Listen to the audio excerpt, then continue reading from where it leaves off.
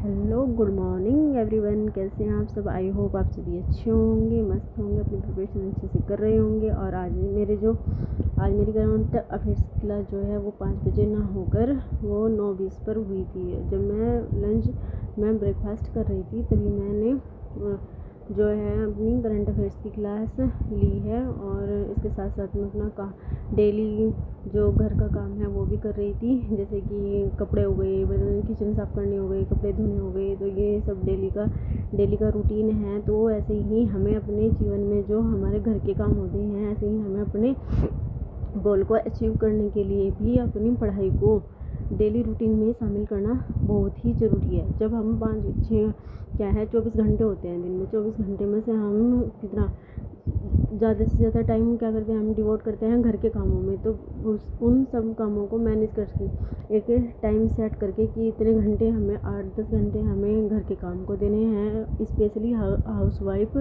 After marriage. तो क्या करना चाहिए कि जैसे हमने 5 घंटे अपनी नींद को दे दिए, ठीक है, 5 घंटे के बाद में कितने बजे 90 आवर्स बचे। तो हमें 19 आवर्स को क्या करना है, हमें ऐसा यूटिलाइज़ करना है उसको कि हम घर के काम के साथ साथ अपने 5-6 घंटे अपने स्टडी को भी दें। क्योंकि बहुत सी ऐसी लेडीज़ हैं जिनके बच्चे भी हैं, बहुत सी ऐसी हैं जो अभी सिंगल हैं, मतलब। तो सभी के लिए क्या है, टाइम अलग अलग है, लेकिन स्पेशली जो मैरिड है उनके लिए टाइम निकालना बहुत ही कठिन होता है।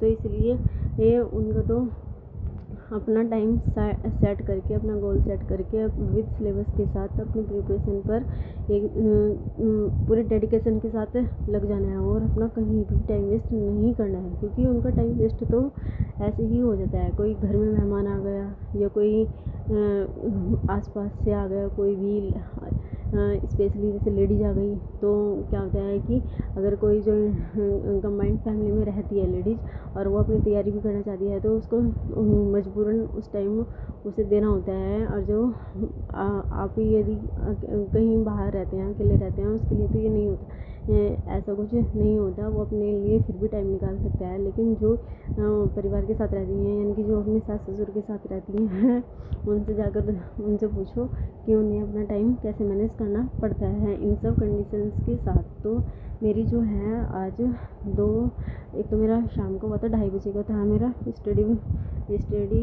व्लॉग। दूसरा तो मेरा शाम को यानी कि 6:30 बजे के आसपास, 6:30 तक ही रहता है। क्योंकि 6:30 बजे के बाद फिर मैं शाम के डिनर में लग जाती हूँ। और फिर रात के ये 10 बजे का टाइम है जब मैं जो डेली अपने कपड़े वपड़े धोती हूँ, वो मैं रात के टाइम उनको समेटती हूँ। या अगले दिन मॉर्निंग में जैसे 4 बजे उठ गई, तब उसको 5 मिनट का टाइम देती हूँ अपना रूम साफ़ करने के लिए, मतलब जैसे कपड़े वपड़े उनकी तह बनाने के लिए। और जो ये मेरी गुड़िया है, इसकी भी 2 दिन से तबीयत ठीक नहीं है, इसको भी आई फ्लू हो रखा है और फीवर और कोल्ड भी है। बस ये है कि इसका थोड़ा सा मन किया, क्योंकि इसकी मैम ने जो होमवर्क दे रखा था तो उसमें ड्राइंग का था। तो ये कहने लगी कि मम्मी मैं तो ड्राइंग का ही वर्क करूँगी, अदरवाइज़ इसने किसी भी सब्जेक्ट का वर्क नहीं किया है। और मैं भी इसे बर्डन नहीं डाल रही हूँ, क्योंकि इसकी आई से ना बहुत पानी चल रहा है। और बस यही है कि अब बच्चे के साथ में जब बच्चा बीमार हो जाता है तो स्पेशली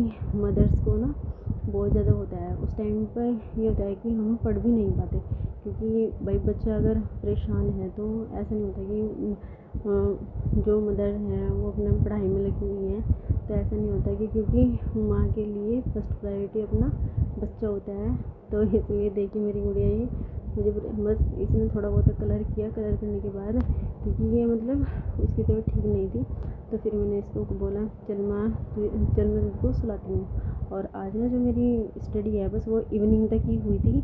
बाद में मैंने अपनी कोई स्टडी नहीं की, क्योंकि कुछ रीजंस हैं जो एक लेडीज़ को फेस करने होते हैं।